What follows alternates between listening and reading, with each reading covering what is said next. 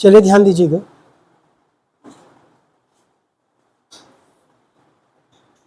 ठीक है। आज देखते हैं हम लोग संविधान का भाग 3, जिसे हम लोग कहते हैं मूल अधिकार, ठीक है। बेसिक याद रखिएगा, जो अनुच्छेद 12 से लेकर 35 तक है। मूल अधिकार क्या है, याद रखिएगा, मूल अधिकार वह गारंटी पत्र है, ठीक है, जो नागरिकों को राज्य के विरुद्ध, मतलब कैसे जी, राज्य के शोषण के विरुद्ध क्या करेंगे, संरक्षित करते हैं, उसे हम लोग क्या कहते हैं, मूल अधिकार। अब हमारे यहाँ जो भारत में जो मूल अधिकार आया है, कहाँ से लिया गया है, अमेरिकी संविधान से लिया गया है। कहाँ से लिया गया है, अमेरिकी संविधान से लिया गया है जी, याद रखिएगा। तो समझिएगा, विश्व में प्रथम मूल अधिकार देने वाला, मूल अधिकार देने वाला देश कौन हो जाएगा जी, अमेरिका, ठीक है, याद रखिए, जो अपने नागरिकों को दिया है, ठीक है।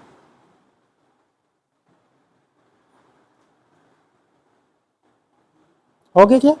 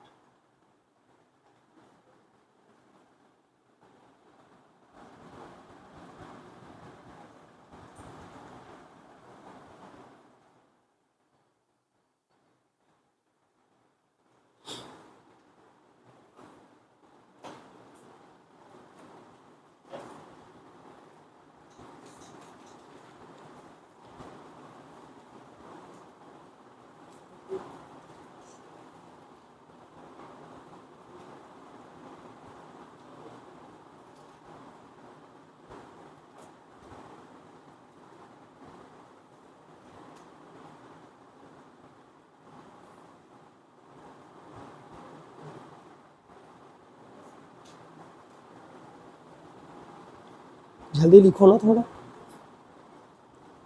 फिर लिखते रहोगे फिर पढ़ाई नहीं होगा भैया।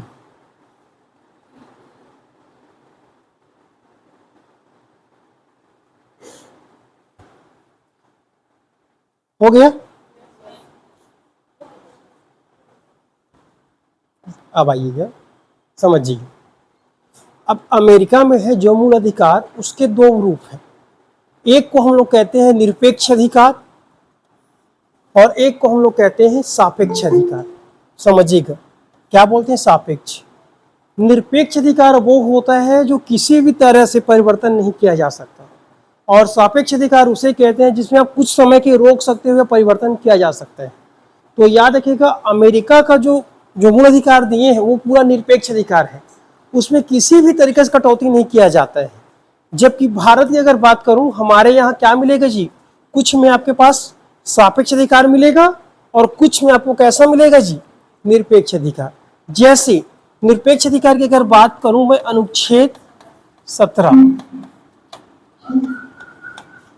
अनुच्छेद 17, ठीक है, अनुच्छेद 17 कैसा हमारे यहाँ निरपेक्ष अधिकार है। और 17 क्या कहता है जी, अस्पृश्यता, अस्पृश्यता जिसे कहते हैं छुआछूत, छुआछूत का क्या है, निषेध। मतलब ये ऐसा अधिकार है जिसमें किसी भी तरीका से इसमें कटौती नहीं किया जा सकता। हालांकि अन्य अधिकारों पे कुछ समय के आप कटौती कर सकते हो, जैसे राष्ट्रीय आपातकाल लग जाता है, ठीक है जी। अनुच्छेद 21 है, याद रखिएगा, अनुच्छेद 21 भी सस्पेंड किया जा सकता है, जैसे कि कोविड के समय देखे थे, आपको समझ आ गया। तो 17 कैसा यहाँ पर हमारा निरपेक्ष है, याद रखिए। एक ऐसा अधिकार कौन सा, अगर पूछे निरपेक्ष अधिकार कौन सा, अनुच्छेद 17, जो किसी भी हालत में आप कटौती नहीं कर सकते। यदि आपके साथ कोई किसी भी प्रकार से छुआछूत जैसे कृत्य करेगा, उनके लिए आपको पनिश, जो प्रावधान उनके तहत उनके खिलाफ दंडात्मक कार्यवाही किया जाता है। जबकि सापेक्ष अधिकार के तहत कौन सा आ जाएगा, अनुच्छेद 14, 15, 16, 18, ठीक है जी। अब समझिएगा अंतर कैसे, याद रखिएगा। 14 क्या कहता है, विधि के समक्ष सभी समान होंगे। लेकिन राष्ट्रपति को क्या कर दिया जी, छूट दे दिया है, राज्यपाल को छूट दिया है, जो विदेशी राजनयिक होते हैं उनको छूट दे दिया। तो 14 कहां से लागू हुआ, क्योंकि 14 क्या कहते हैं, विधि के सामने सभी समान होंगे, तो राष्ट्रपति को छूट तो दे दिया ना। जैसे कि अब 15 आ जाइएगा, 15 कुछ कारणों से कुछ कंडीशन में दिया जाता है छूट, ठीक है। 16 नियोजन दिया जाता है, जैसे कि आरक्षण आ गए हैं, फिर आरक्षण में तो आ गए ना, कहीं ना कहीं 18 16 क्या कर रहे हैं जी, लोगों के अधिकारों को कम तो किया आरक्षण के माध्यम से। दूसरा 18 उपाधियों का, तो आप सुने होंगे किसी को क्या टाइटल दिया जाता है, पद्म भूषण, जबकि हम जानते हैं पद्म भूषण अब नाम से नहीं, लेकिन आज परिचय वही बन गए हैं, पद्म भूषण से नवाजी नाम बोला जाता है। तो कहीं ना कहीं ये कैसा होता है, ये सापेक्ष हो चुका है, ठीक है। जबकि अनुच्छेद 17 क्या कहता है, केवल निरपेक्ष अधिकार, जो किसी भी हालत में परिवर्तन नहीं होगा। याद रखिए 17 के तहत कोई भी व्यक्ति किसी भी धर्म का रहे, यदि आपसे छुआछूत जैसे कर्म करेगा, उन्हें यदि आप उनके खिलाफ चले जाते हैं तो कार्रवाई किया जाता है, ठीक है, याद रखिएगा। अब अगला समझिएगा, ठीक है। अब हमारे संविधान सभा द्वारा, ठीक है जी, मूल अधिकार को अपनाने के लिए कई समितियां गठित किया गया था, कई समितियां गठित किया गया था, याद रखिएगा। तो जो समिति थी उसके प्रमुख कौन थे, सरदार वल्लभ भाई पटेल, याद रखिए वल्लभ भाई पटेल। ये क्या था जी, सरदार वल्लभ भाई पटेल की अध्यक्षता में क्या लिया गया, कौन कौन से मूल अधिकार को लेना है कि नहीं लेना है, ये डिसाइड किया, और बहुत ज्यादा मात्रा में क्या अधिकार लोगों को देना चाह रहा था। इसके लिए एक और उप समिति आ गया, मूल अधिकारों के लिए दोबारा क्या गठित किया जी, उप समिति, ठीक है। इस उप समिति के अध्यक्ष कौन थे, जेपी कृपलानी, जेपी कृपलानी, याद रखिएगा।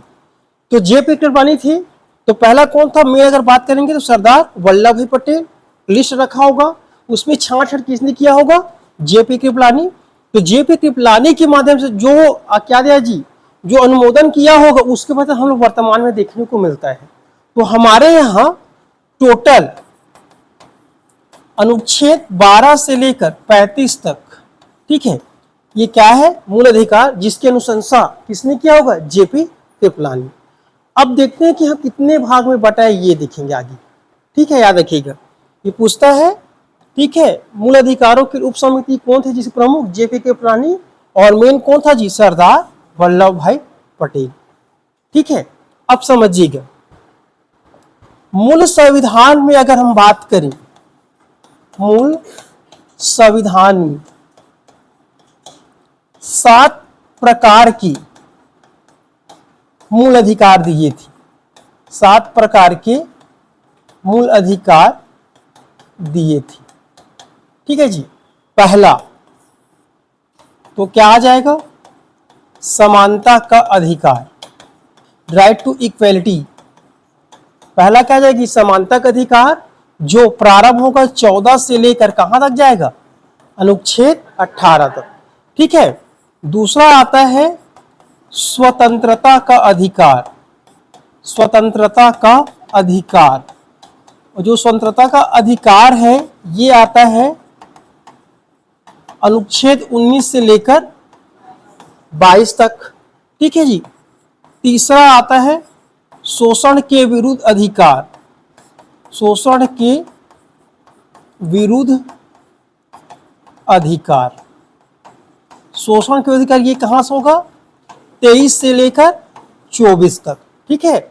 चौथा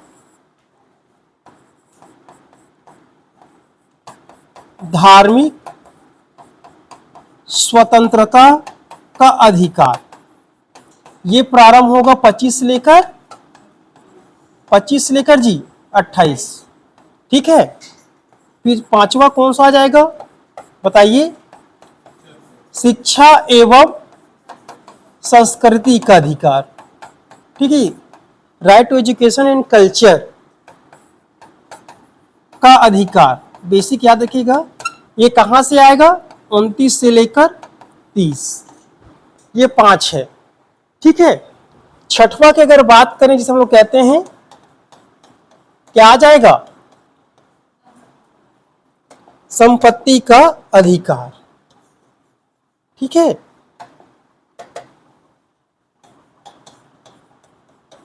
क्या आ जाएगा जी, संपत्ति का अधिकार। कौन सा अनुच्छेद, 31, केवल 31। ठीक है, और लास्ट देखिएगा 7वां, जिसे क्या कहते हैं, संवैधानिक उपचारों का अधिकार। ठीक है जी, ये कहां आएगा, अनुच्छेद 32, ये मोस्ट एमपी है। तो मूल संविधान में हमारे संविधान निर्माताओं के द्वारा भारत के नागरिकों को हित को देखते हुए ये 7 प्रकार के अधिकार दिए। ठीक है, लेकिन अचानक से अब विवाद ये हो गया कि संपत्ति के अधिकार को मूल अधिकार बना दिया गया, और उस समय भूमि सुधार जैसे कार्यक्रम को लागू किया गया था। ठीक है, तो भूमि सुधार लागू करना पड़ेगा, तो प्रथम क्या होगा जी, आपको जमींदारों को उन्मूलन करना पड़ेगा। ठीक है, तो क्या हुआ, भूमि सुधार कानून लाया गया, भूमि सुधार कानून। तो भूमि सुधार कानून बेसिक क्या कहता है, प्रावधान किया गया जमींदारी उन्मूलन। ठीक है जी, याद रखिएगा, मतलब एक छोटे से तबके के पास पूरा मतलब देश का जमीन उनके पास था, तो लोगों को कैसे आवंटन किया जाए, क्योंकि उस समय संपत्ति का अधिकार हमारा फंडामेंटल राइट्स था। यदि मान लीजिए जबरदस्ती अधिग्रहण करते तो कहां चले जाते जी, सर्वोच्च न्यायालय। इसीलिए संपत्ति को अधिकार को हटाने की क्या पड़ गया जी, आवश्यकता। ठीक है, याद रखिएगा, आप समझते हैं। इसीलिए हमारे संविधान के माध्यम से 44वां संविधान संशोधन किया, याद रखिएगा, कब जी, 1978। और इसके माध्यम से ये बोला कि आज से मतलब संपत्ति का अधिकार क्या रहेगा, विधि का अधिकार, इसे कहते हैं विधिक अधिकार। और इसे मूल अधिकार से समाप्त करते हुए इसे अनुच्छेद 300 का में क्या करी, प्रतिस्थापित कर दिया। कभी कभी भाग पूछ देता है, कौन सा भाग बताओ, भाग 12। तो भाग 12 का 300 का में प्रतिस्थापित कर दिया गया है। अब वर्तमान में संपत्ति का अधिकार क्या हो गया जी, विधिक अधिकार। देखिए, विधिक अधिकार वह अधिकार होता है जिसे केवल कानून के माध्यम से ही विकासात्मक कार्यों के लिए ही सरकार आपसे ले सकता है, बाकी कोई आपसे छीन नहीं सकता। उसे हम लोग क्या कहते हैं, विधिक अधिकार। जैसे यदि सरकार को विकास के नाम पे रोड बनाना हो, या किसी भूमि का अधिग्रहण करना हो, या पुल बनाना हो, उस कंडीशन में क्या करना पड़ेगा जी, वो भूमि को अधिग्रहण करेंगे, मतलब कब्जे में लेंगे, लेकिन सरकार को भी क्या देना, उनके बदले उचित मुआवजा देना पड़ेगा, तब जाके होगा। ठीक है, तो याद रखिएगा, विधिक अधिकार क्या कहता जी, विकासात्मक गतिविधियों के लिए, विकासात्मक गतिविधियों के लिए।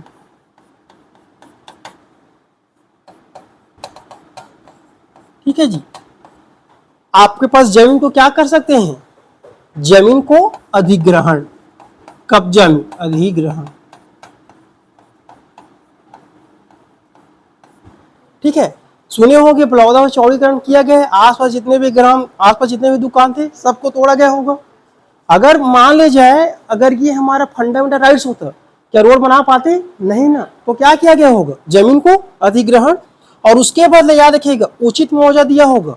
देखा यह जाता है कि वर्तमान में महंगाई के हिसाब से जितना हम मुआवजा दे रहे हैं वो उचित है कि नहीं। ठीक है, इसे देखोगे सरकारी रेट अलग रहता है जमीन का, ठीक है, और शहर का अलग रहता है। जैसे कि स्रोतों के साथ पता चलता है जो हमारा नीलकमल के आसपास था 93 लाख रुपए दिया गया था छोटा सा घर के लिए। ठीक है जी, 93 लाख बहुत ज्यादा होता है, लगभग 1 करोड़ ना, तो होता है हिसाब से। ठीक है, याद रखिएगा ये था। तो ये पूछा जाता है कब समाप्त हुआ है, 44वें के तहत, और किसमें डाल दिया जी, विधिक अधिकार में। ठीक है, अब हटाने के पश्चात हमारे पास क्या बच जाएगा, 6 को हटा दीजिएगा, अब संख्या कितना हो जाएगा, वर्तमान में 6 हो जाएगा। ठीक है जी, याद रखिएगा ये अब कहाँ चला गया, ये बन गया हमारे पास विधि का अधिकार। ठीक है, अब यहां से हट गए हैं, तो टोटल क्या मिल जाएगा हमारे पास, याद रखिएगा 6 अधिकार हो जाता है। अब आगे देखते हैं मौलिक अधिकार को मौलिक अधिकार क्यों कहा जाता है। मौलिक अधिकार को मौलिक अधिकार को मौलिक अधिकार क्यों कहा जाता है, कोई बताना चाहेंगे क्यों, बताइए जी, बताओ कांति। ये क्या आंसर हुआ जी सर, नहीं पता, देव बताओ क्यों कहेंगे जी मौलिक अधिकार को मौलिक अधिकार क्यों कहेंगे, ये प्रश्न बनता है ना जी, रटिए मत समझिएगा। हाँ ये भी सही है, हाँ ये भी सही है, तो आप तो नहीं पता बोले थे, बताओ शशि। हाँ वो भी आ जाएगी, और बोलो मुस्कान, क्यों बोलेंगे भाई, मौलिक अधिकार को मौलिक अधिकार क्यों कहा जा रहा है ये भी समझिए ना। देखिए सबसे पहला है भैया, ये संविधान द्वारा प्रदत्त है, संविधान द्वारा प्रदत्त है। ठीक है जी, अब संविधान द्वारा प्रदत्त होने की वजह से क्या कहते हैं, मौलिक अधिकार, मतलब कानून भी तो रहता है हम लोगों के पास। सबको क्या मिल रहा है अभी, महतारी वंदन योजना क्या जी, 1000 रुपये वाला, वो भी तो है ना, कानून के माध्यम से मिला है, लेकिन सबके लागू है क्या, नहीं ना। लेकिन तो जबकि मौलिक अधिकार सबके लागू होता है, तो सबसे पहला क्या होता है, संविधान द्वारा प्रदत्त। दूसरा, मौलिक अधिकार तय करता है मनुष्यों की सर्वांगीण विकास को, सर्वांगीण विकास। याद रखिएगा सभी प्रकार के विकास करना होगा तो उसके लिए मूल अधिकार जरूरी है। मूल अधिकार किसकी बात करते हैं जी, जैसे बताए सामाजिक, आर्थिक, राजनैतिक या राजनैतिक अधिकार, न्याय की बात करते हैं,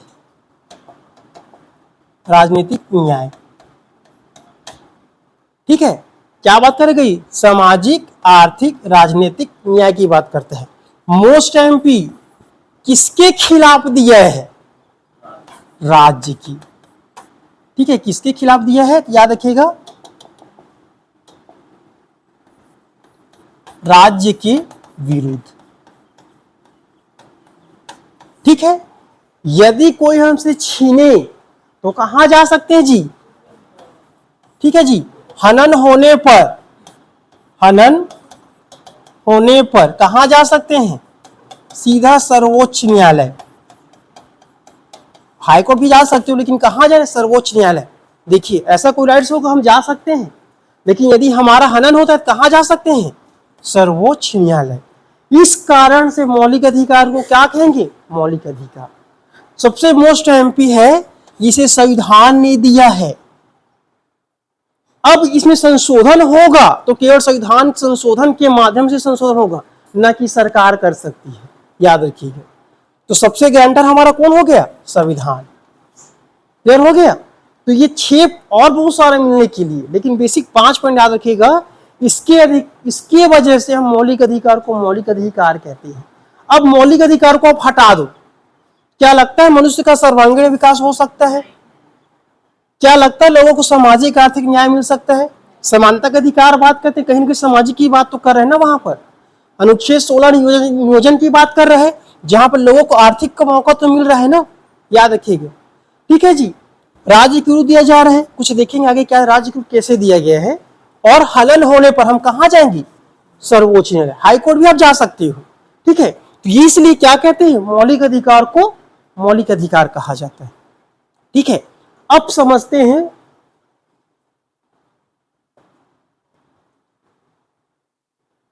ठीक है, अब पढ़ते हैं। अच्छी चीज और बताता हूं, कल थोड़ा सा बताया था मौलिक अधिकार।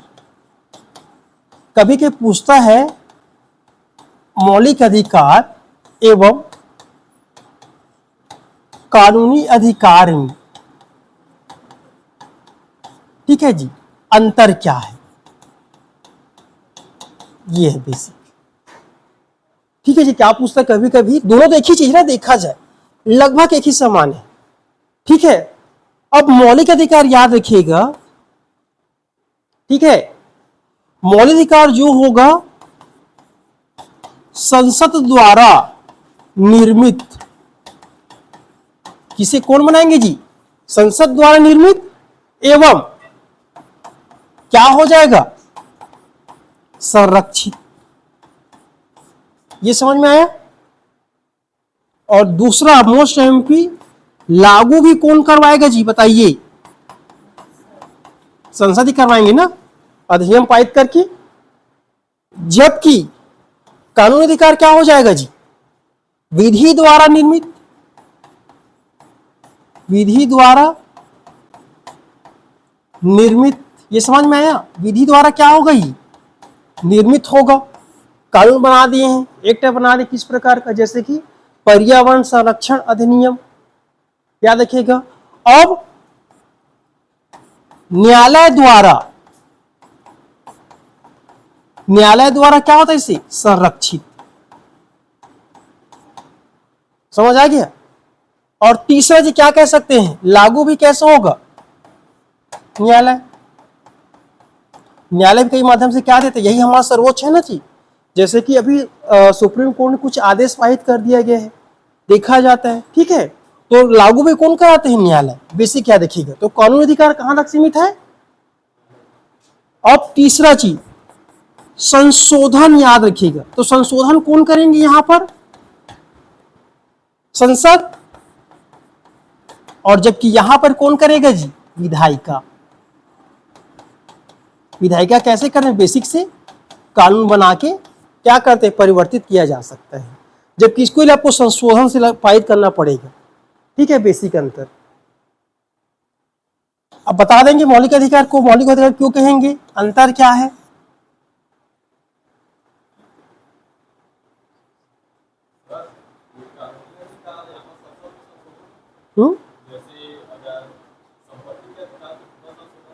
देखिए, लागू होगा न्यायालय। अंतर यह है कि मौलिक अधिकार की संसद में रहेगा, जबकि कानूनी दोनों आ जाता है। कुछ मामलों का न्यायालय भी कराते हैं, कुछ मामलों संसद भी आते हैं। जैसे एक्ट आ गया ना, जैसे कि पर्यावरण संरक्षण कौन है? संसद पारित किए हैं, लेकिन लागू कौन कराता है? न्यायालय देता है ना जी। अवहेलना होता है, हम लोग कहाँ जाते हैं? न्यायालय। होता है नहीं कि आप संसद जाओगे क्या, मान ले जाए 32 का प्रयोग करोगे, आप नहीं जा सकते, अंतर आ गया। लेकिन यदि जीवन जीने का अधिकार दे दिए, तब कहां जाओगे? केवल 32 के तहत कहां जाओगे? सर्वोच्च न्यायालय, या 226 के तहत हाईकोर्ट। समझ आ गया? दोनों बेसिक अंतर लगाने के लिए। इसलिए मौलिक अधिकार की पावर केवल किसके पास है? संसद के पास। जबकि विधायिका, बेसिक विधायिका कानून आ गया, विधायिका ही कानून का निर्माण करते हैं, और कार्यपालिका क्या कराएगा जी? लागू। ठीक है, हो गया यहां तक। अब अगला देखते हैं अनुच्छेद 12। अब प्रारंभ करो मेन अनुच्छेद। अनुच्छेद 12, अनुच्छेद 12 ये बताता है राज्य की परिभाषा। राज्य की परिभाषा समझिएगा। तो समझिएगा राज्य कौन है, जो राज्य परिभाषा है, तो राज्य कौन है, तो समझिएगा। राज्य कहने का मतलब है, राज्य से तात्पर्य यह है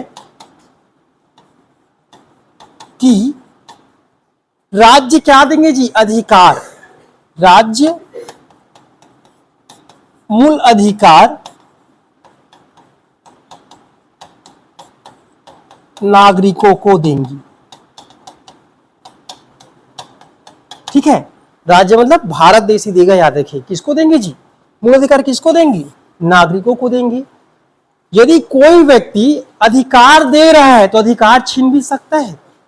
ठीक है, 12 ये कहता है कि राज्य परिभाषा में ऐसी कौन सी संस्था आती है जो आपको अधिकार देगा और वही आपको अधिकार छीन भी सकता है, तो उसमें पूरा परिभाषा दिया गया है। ठीक है, याद रखिएगा, राज्य से तात्पर्य है कि राज्य मूल अधिकार नागरिकों को देंगे, उसे क्या बोलेंगे जी, राज्य, उसे राज्य कहा जाएगा। ये समझ में आ गया। और राज्य से तात्पर्य, राज्य से तात्पर्य क्या हो जाएगा, संस्था। राज्य तात्पर्य क्या हो जाएगा जी, संस्था।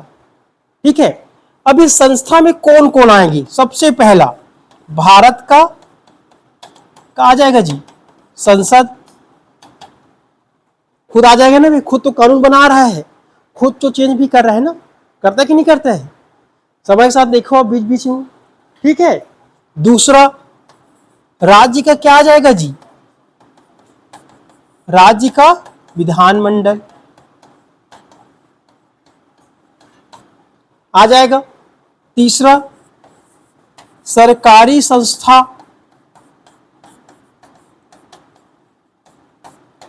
तमाम प्रकार के सरकारी संस्था है, जैसे कि आपके पास विद्युत विभाग देख लीजिएगा, सभी घर में क्या रहता है, मीटर अनिवार्य है, आप घर अंदर लगा दीजिएगा, नहीं लगा सकते ना, है कि पावर से पता नहीं दिया है। ठीक है, कॉलेज वाला हो गया, कॉलेज में अपने फिक्स तय रखता है, उतना शेड्यूल जाना पड़ेगा। ठीक है जी। चौथा स्थानीय निकाय, स्थानीय निकाय, जितना भी हमारा स्थानीय निकाय है, जैसे कि नगर पंचायत, जिला पंचायत, ठीक है, अपने देश में, इन सभी को क्या बताया गया है, राज्य की परिभाषा बनाया गया है। यह बेसिक वो संस्था आते हैं जो नागरिकों को अधिकार प्रदान करते हैं। ठीक है, लेकिन अनुच्छेद 12 के तहत न्यायालय को नहीं रखा गया है, हमेशा याद रखिएगा। सभी संस्थाएं, याद रखिए, राज्य मतलब वे हैं जो सरकार पोषित कर रहे हैं, वित्त पोषित कर रहे हैं, वो भी संस्था आ जाएगा। ठीक है, जैसे कोई एनजीओ हो वो भी आ सकता है, क्योंकि सरकार ने क्या किया जी, उसे वित्त पोषित किया है, पैसा दे रहे हैं। तो बेसिक संस्था का मतलब होता है ऐसे संस्था जो लोगों को अधिकार देते हैं, और वही जो अधिकार दे रहे वही अधिकार छीन सकते हैं। तो बेसिक उसकी परिभाषा किसने बताया गया है, अनुच्छेद 12 में। लेकिन यहां पर न्यायालय नहीं आएगा, न्यायालय नहीं आता। ये पूछा जाता है कि राज्य की परिभाषा में कौन सी संस्था नहीं आती, न्यायालय नहीं आएगा। कोई सा भी न्यायालय लीजिए, ठीक है, हमारे एक ही न्यायालय है, सर्वोच्च न्यायालय, उसके बाद अधीनस्थ संस्था हाईकोर्ट, हाईकोर्ट में आपका जिला न्यायालय। ठीक है, तो न्यायालय नहीं आता, क्योंकि न्यायालय का कार्य क्या है जी, यहां पर पर्यवेक्षण, नया पेज ले रहा हूं, यहां पर न्यायालय का कार्य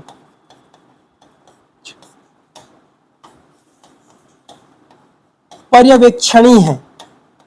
ठीक है जी, पर्यवेक्षणी है, कहने का मतलब है वो देखेंगे कि अधिकारों का उल्लंघन थोड़ी हो रहा है, अधिकारों का उल्लंघन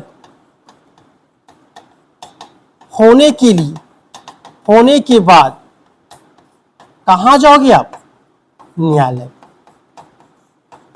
कहां जाओगे जी, न्यायालय।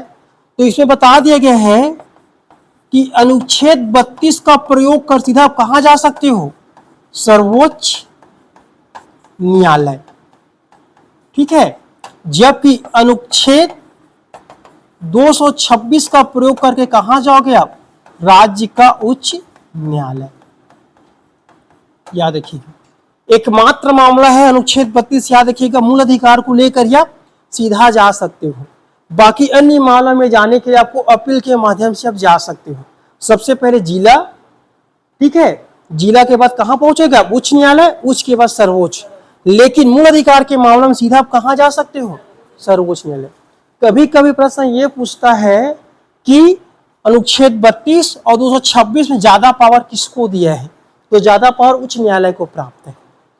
ठीक है, रीजन ये है आप केवल मूल अधिकार से संबंधित मामलों में जा सकते हो, जबकि उच्च न्यायालय मूल अधिकार के और कुछ मामलों भी आपको शरण में जा सकते, देखेंगे जब आएगा तब। ठीक है, तो ज्यादा किसके पास है जी? उच्च न्यायालय, हमेशा याद रखिएगा। ठीक है, तो अनुच्छेद 12 क्या कहता है? बेसिक राज्य की परिभाषा बताया है। ठीक है, और यदि हमारे अधिकारों का उल्लंघन होता है या हनन होता है तो कहां जाओगे? अनुच्छेद 32, क्योंकि न्यायालय का नेचर कैसा जी? पर्यवेक्षणी है, यह पर्यवेक्षण कार्य करता है। वो देखता है कि कौन सा ऐसा अधिकार है जो लोगों के अधिकार को हनन कर रहा है, ये बताया है अनुच्छेद 12 में। ठीक है, अगला आइएगा अनुच्छेद 13, ये मोस्ट एमपी है। ठीक है जी, ये सर्वोच्च न्यायालय का क्या है जी? रामबाण बोलते हैं इसे। ठीक है, अब अनुच्छेद 12 क्या कहता है? ठीक है जी, मूल अधिकारों से असंगत, असंगत मतलब उससे समानता नहीं रखता, मूल अधिकारों से असंगत एवं उनकी अल्पीकरण, अल्पीकरण मतलब होता है दबा देना। ठीक है जी, मूल अधिकारों से असंगत एवं उनकी अल्पीकरण करने वाली विधि क्या हो जाएगा जी? शून्य हो जाएगा, याद रखिए। मोस्ट टाइम पे ध्यान दीजिएगा, क्या हो जाएगा जी? स्वतः ही शून्य हो जाता है, और लिख सकते हो स्वतः ही शून्य हो जाता है, याद रखिए। आगे देखेंगे ऐसा कौन कौन सा आने वाला है। ठीक है, तो अनुच्छेद 13 क्या कहता है? मूल अधिकारों से असंगत, सरकार ने ऐसा कुछ कानून बना दिया है जो हमारे मूल अधिकारों को दबा रहा है, उस स्थिति में वह मूल अधिकार स्वतः ही, मतलब जो मूल अधिकार को कम करेगा या सप्रेस करने वाला, वो क्या हो जाएगा जी? स्वतः ही शून्य हो जाता है, या शून्य घोषित कौन करेंगे? सर्वोच्च न्यायालय। समझिएगा। अब इसके सबसे पहले समझिएगा अनुच्छेद 13 का सब आर्टिकल 1। ठीक है, ये कहता है आच्छादन का सिद्धांत, पूछता है आच्छादन का सिद्धांत। ठीक है, सिद्धांत डॉक्ट्रिन ऑफ इक्लिप्स के नाम से जाना जाता है। ठीक है जी, आच्छादन सिद्धांत को कहते हैं डॉक्ट्रिन ऑफ इक्लिप्स। अब आच्छादन क्या चीज समझिएगा, समझाए तो मान लिया जाए हमारे यहाँ संविधान लागू होने से पहले भारत में विद्यमान कोई ऐसा विधि था या प्रथा था, रहा होगा, ब्रिटेन के द्वारा अपनाया होगा। तो भारत में विद्यमान विधि प्रथा संविधान लागू होने के बाद वह स्वतः ही शून्य हो जाएगा यदि वह हमारे मूल अधिकारों को क्या करता है जी? हनन करता है। इसे क्या कहते हैं? आच्छादन का सिद्धांत। आच्छादन का मतलब होता है उसे अपने अंदर समा लेना। जैसे भारत में लागू था, क्या लागू था जी बताइए? भारत शासन अधिनियम क्या था? 1935, यही तो लागू था ना। ये जैसे लागू था, अब हमारा संविधान लागू कब हुआ है जी? संविधान लागू कब हुआ है? 26 जनवरी 1950। इस दिन से क्या हो जाएगा? स्वतः ही क्या हो जाएगा जी? शून्य, क्योंकि इसके ऊपर कौन आ गए हैं? भारतीय संविधान। समझ आ गया? इसे हम लोग क्या कहते हैं? आच्छादन का सिद्धांत। समझ में आ गया? आच्छादन सिद्धांत वह कहता है कि याद रखिएगा, जो हमारे मूल अधिकारों को हनन कर रहा है या कुछ 1% भी दबा रहा है, वह स्वतः ही शून्य हो जाएगा। तो याद रखिएगा, भारत शासन अधिनियम में भी मूल अधिकार दिया गया था, इसमें भी था, याद रखिएगा। या कुछ रीजन ऐसा होगा जो हमारे मूल अधिकारों को हनन कर रहा होगा, इसलिए वर्तमान में ये प्रथा क्या है जी? समाप्त है, स्वतः ही। ऐसा कुछ प्रथा रहा हो जो पहले से विद्यमान रहा होगा, जैसे कि छुआछूत जानते हो गांव में चलता है, अब करके दिखाइए, है कि नहीं है, अब करके दिखाइए, तो क्या हो जाएगा, क्योंकि उनका स्थान किसने लिया है, अनुच्छेद 17 याद रखिएगा, जो कहां जाएगा जी, सर्वोच्च न्यायालय। पहले टाइम देखिए, अभी भी देखोगे कहीं गांव में जाइए जो एकदम बूढ़े लोग रहते हैं, पानी वानी ले रहे हो तो आप छू दोगे ना, पानी को फेंक दिया जाता है, सब परिचित होंगे, ऐसी बात नहीं है। तो क्या है, एक प्रकार से छुआछूत है कि नहीं है। तो ऐसे क्या है, वो स्वतः ही शून्य याद रखिए, क्योंकि हमारे 17 है। जैसे कि आप सुने होंगे बीच में कर्नाटक कहाँ का मामला था, एक किसान को मॉल घुसने नहीं दिया गया था, दिया गया था, अगले दिन न्यूज में क्या आया, मॉल सील हो गया, आया कि नहीं आया, क्योंकि उनके पास क्या था जी, 17, और 17 क्या कहता है, छुआछूत। भाई आप किसी को वेशभूषा के आधार पर आप ऐसे नहीं जज नहीं कर सकते, ठीक है, आप कैसे भी पहनिए आप जज नहीं कर सकते, याद रखिएगा। तो 17 लागू हो नहीं हुआ, तो याद रखिए, इसलिए क्या है जी 13। अब मान लिया जाए संसद ने कुछ ऐसा विधि बना दिया जो हमारे मूल अधिकारों को क्या करे जी, दबा रहा है, तो अगला देखते हैं, तब समझ आएगा। 13(2) ये पूछा जाता है, 13(2) का टाइटल लिख लीजिएगा, पृथक्करण का सिद्धांत।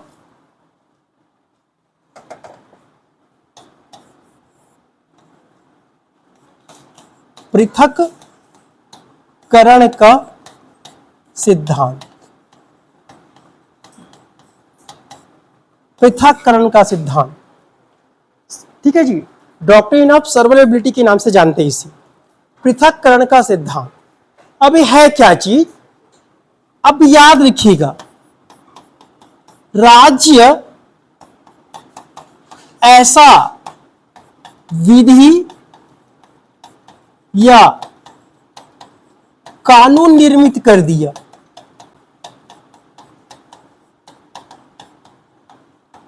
क्या बोले जी, राज्य ऐसा विधि या कानून निर्मित कर दिया जो हमारे मूल अधिकारों का हनन कर रहा है, हनन कर रहा है, तो वह क्या हो जाएगा जी, शून्य हो जाएगा। समझ में आ गया। पहले क्या 13 क्या कहा था कि संविधान लागू होने से पहले कुछ विधि था, यदि वो हमारे संविधान का क्या करेंगे, जो संविधान में उल्लेखित अधिकारों का हनन करेंगे तब शून्य हो जाएगा। दूसरा क्या बोल रहा है कि संविधान लागू होने के बाद सरकार जानबूझ जो विधि बना रहा है और वो विधि क्या करे जी, मूल अधिकारों का हनन कर रहा है, तब क्या माना जाएगा, स्वतः ही शून्य हो जाएगा। इसे क्या कहते हैं, पृथक्करण का सिद्धांत।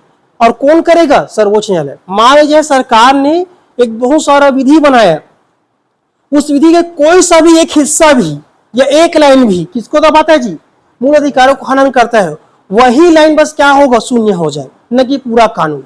यदि पूरा कानून अगर करेगा तो ही पूरा क्या हो जाएगा आपके पास, वो शून्य हो जाता है। इसे क्या कहते हैं, पृथक्करण का सिद्धांत। ठीक है, जैसे एग्जाम्पल आपको बताता हूं,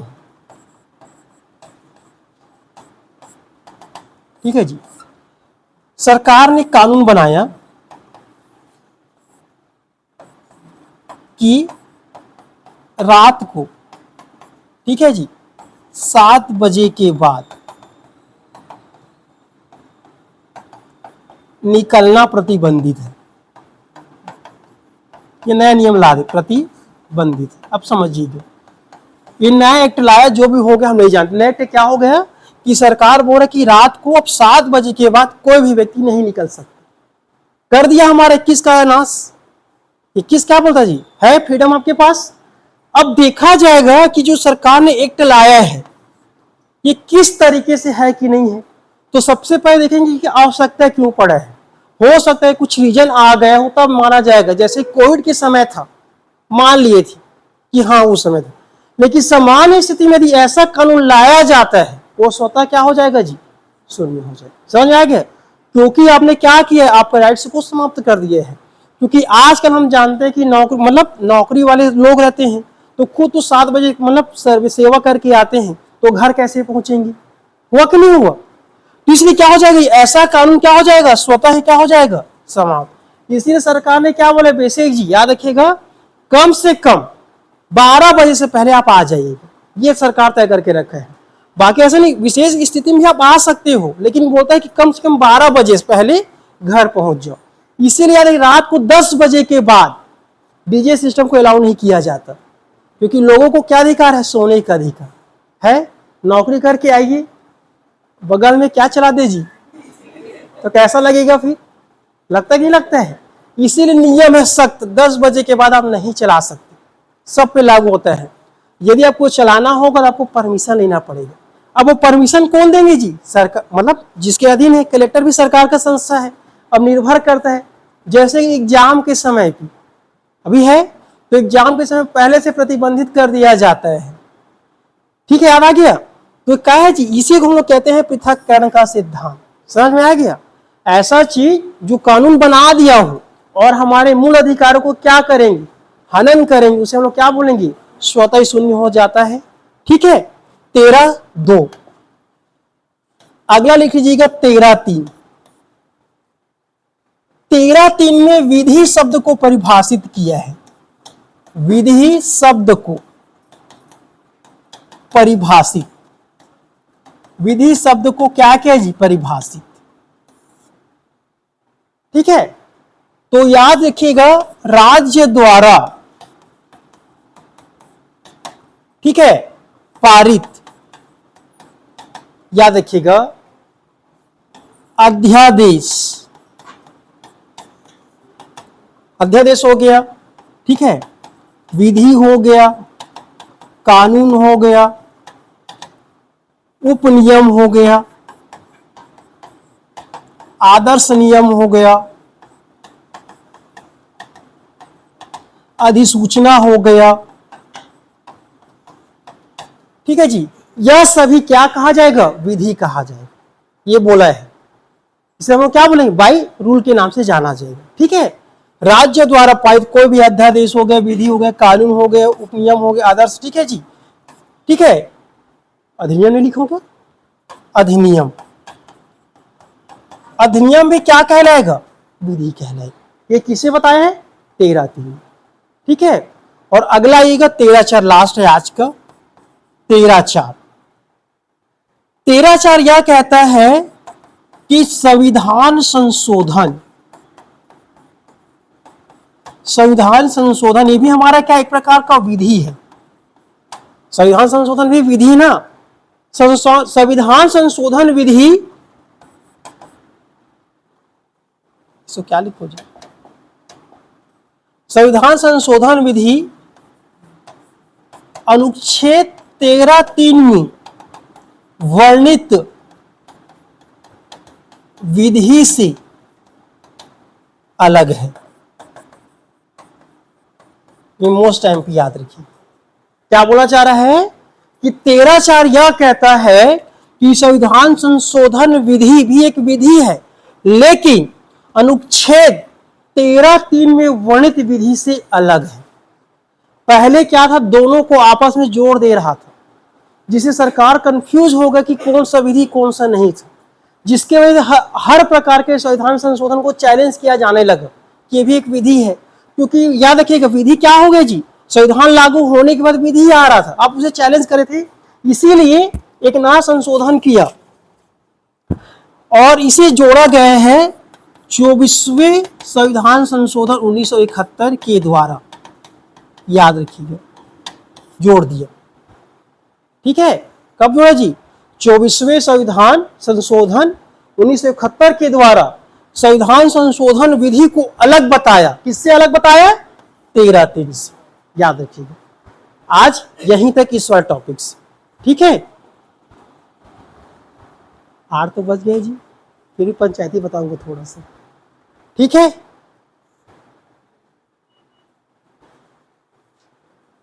कल से हमारा मूल अधिकार लागू होगा ना, मेन जो पढ़ना है।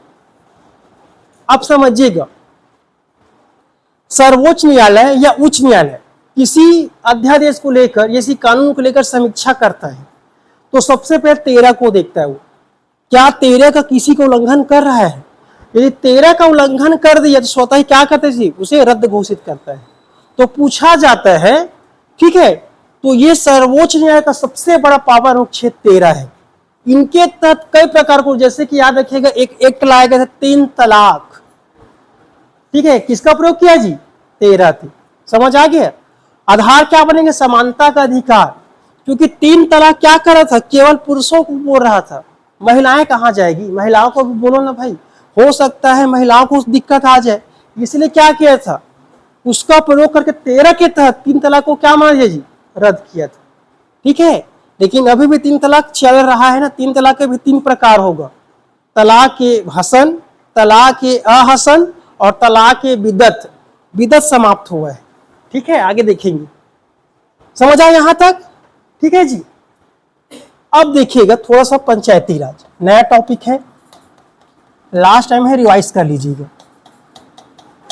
ठीक है, अब हमारे यहां याद रखिएगा 24 अप्रैल, ठीक है जी, 1993 से लागू हो गया।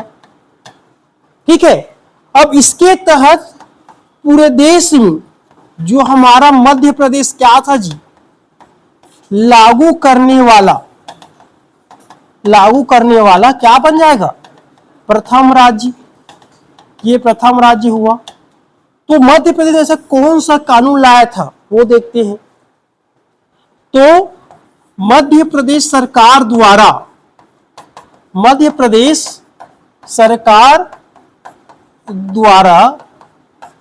पंचायती राज को लागू करने के लिए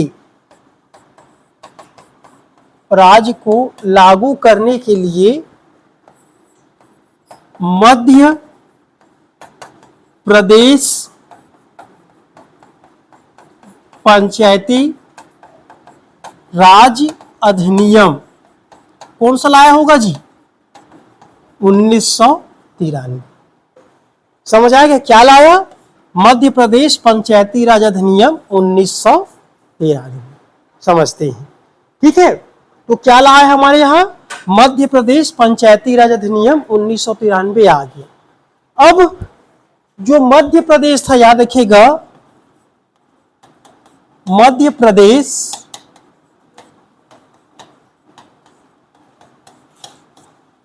पंचायती राज अधिनियम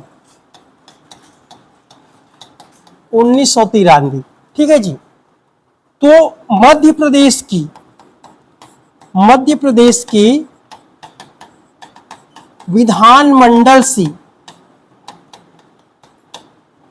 30 दिसंबर, सबको याद है?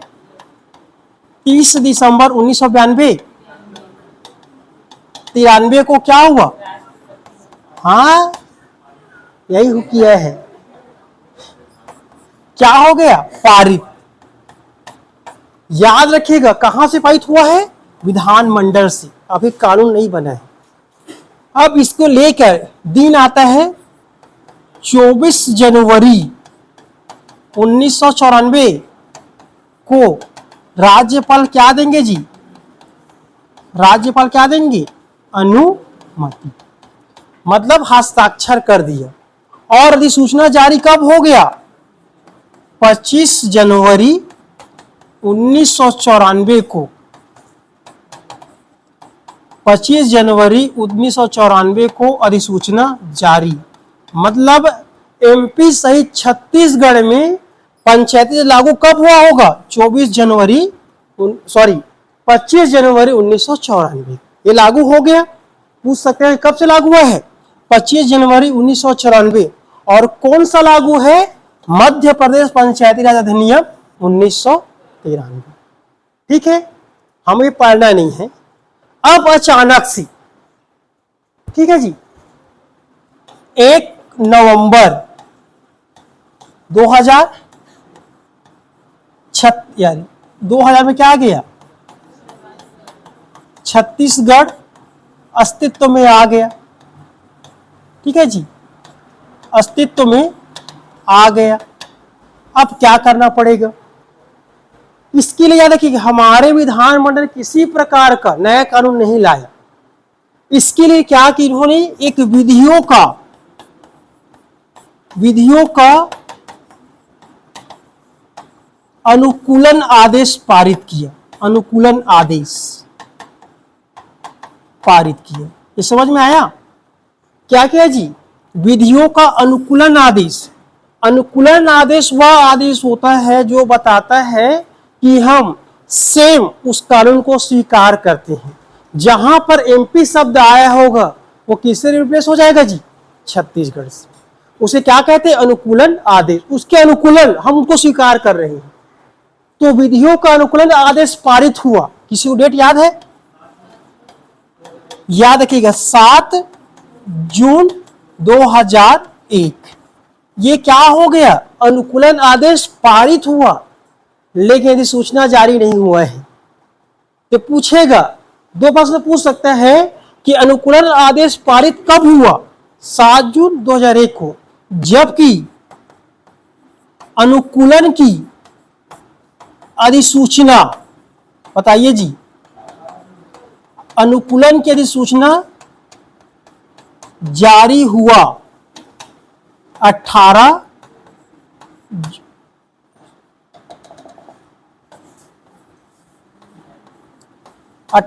जून 2001। तो इसका मतलब क्या समझी? क्या समझी इसका मतलब?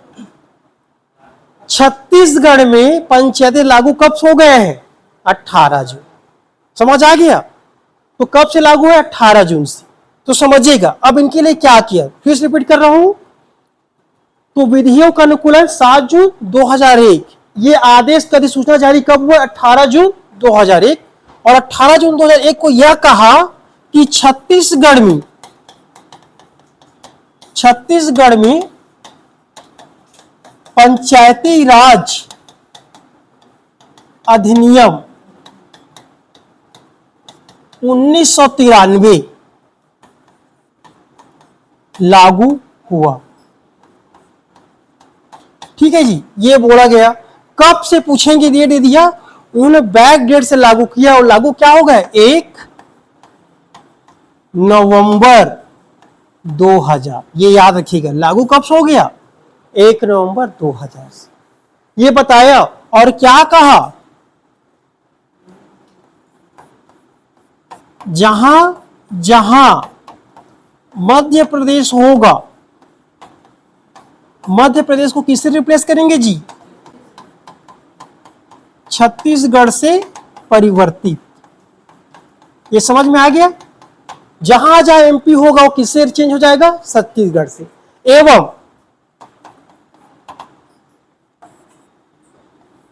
30 अक्टूबर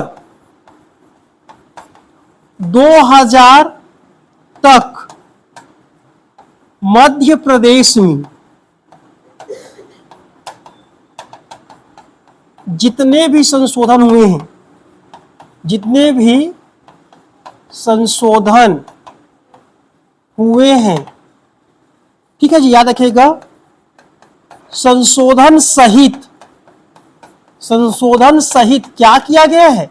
स्वीकार्य किया गया। समझ गए? और ये कह दिया कि अब से 1 नवंबर 2000 से छत्तीसगढ़ में जो संशोधन होगा वही संशोधन मान्य होगा, ना कि एमपी वाले से। ये कब बोला, याद रखिएगा जी। तो कहां तक स्वीकार किए हैं? 30 अक्टूबर 2000। समझ में आ गया?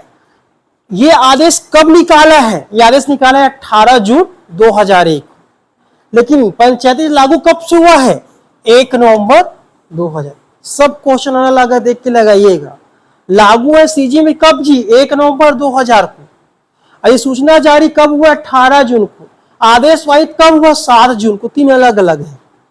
अब इसमें देखें क्या चेंज, इसमें क्या आया, जो हमारे पास है इसमें क्या प्रावधान था। तो ये कहता है टोटल इस अधिनियम में कितना अध्याय है? 15 अध्याय। ठीक है, इस 15 अध्याय के तहत धारा की संख्या कितना हो जाएगा जी? 132। ठीक है, साथ में ही अगर मैं अनुसूची की अगर बात करूं तो अनुसूची कहता है 4। ये है छत्तीसगढ़ पंचायती राज अधिनियम के बारे में।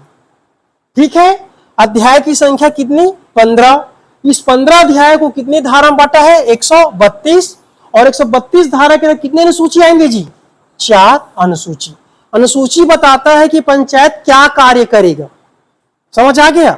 धारा बताता है कि उसे कैसे कार्य करना है, अध्याय बताया कि कौन कौन से कार्य होगा, ये अलग अलग है, इसमें बताया है। ठीक है, आज देखिए अध्याय 1 बस थोड़ा सा बता देता हूं। अध्याय 1 याद रखिएगा, अध्याय 1 हमेशा क्या रहता है जी? प्रारंभ रहता है। किसी भी अधिनियम का अध्याय 1 हमेशा क्या है? प्रारंभ रहता है। ठीक है जी, तो याद रखिएगा धारा 1 हमेशा कहता है कि अधिनियम का प्रारंभ एवं विस्तार। याद रखिएगा, तो अधिनियम लागू हुआ 1 नवंबर 2000 से, और विस्तार क्या हो जाएगा? पूरा छत्तीसगढ़ में। ठीक है, और धारा 2 कहता है परिभाषा। धारा 2 क्या कहता है जी? परिभाषा। परिभाषा के अंदर आपको देखने को मिलेगा ग्राम क्या है, ठीक है, ग्राम सभा क्या होगा, पंचायत क्या है, जिला पंचायत क्या है। मैं एग्जांपल बता रहा हूं, वो जितना भी परिभाषा है वो सब हमेशा धारा 2 में आता है, कोई भी अधिनियम रहे। ठीक है, पूरा परिभाषा किसमें मिलेगा? आपका धारा 2 में। कल से हम लोग जो मेन पढ़ेंगे अध्याय 2। ठीक है जी, अध्याय 2 क्या कहता है, किसी को याद? ग्राम सभा का गठन। समझ आ गया? अब ग्राम सभा का गठन, इसमें अगर इसकी अगर बात करूं, धारा 3 से लेकर धारा 7। ठीक है, क्या पढ़ेंगे जी? इसमें पढ़ना है, कल देखेंगे क्या धारा 3 ग्राम सभा कैसे गठन करेंगी। और साथ में बताऊंगा मैं 243 का ए, ये क्या कहता है? दोनों एक ही चीज, ग्राम सभा का गठन, दोनों साथ बताऊंगा। ठीक है, तो कल ये बताने वाला, टाइम हो गया 8:10। ठीक है जी, यही तक रखते हैं। यदि किसी को थोड़ा भी समझ नहीं आ रहा है तो पूछ लीजिएगा। ठीक है जी, बाद में मत बोलिए सर समझ में नहीं आ रहा, अभी समय। ठीक है,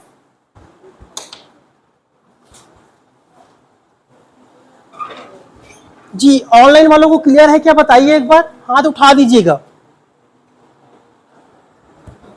सिमगा से और पलारी से। सर यदि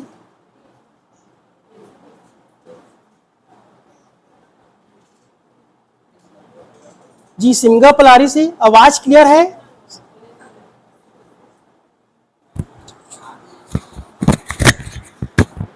कल आगे क्लास कंटिन्यू करेंगे ना।